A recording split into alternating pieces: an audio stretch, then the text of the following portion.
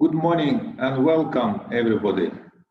Welcome to the new stage, which is more advanced stage of our summer school, Quantum Horizons, Developments and Opportunities.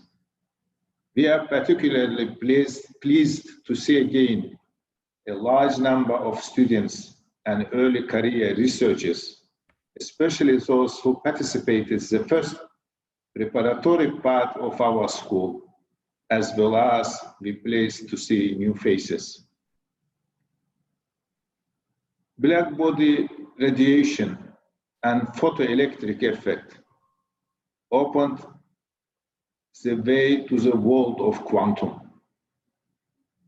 Quantum designates a law of physics which governs the functioning of nature at atomic and subatomic scales and percolate into the giant scales of the cosmos.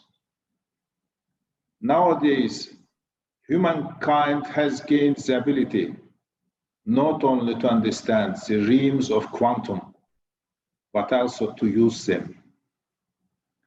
There is a growing realization that the possibility to control and use the states of individual quantum systems is leading to the second quantum revolution, which will offer great advances in quantum computing, simulation, communication, and sensing.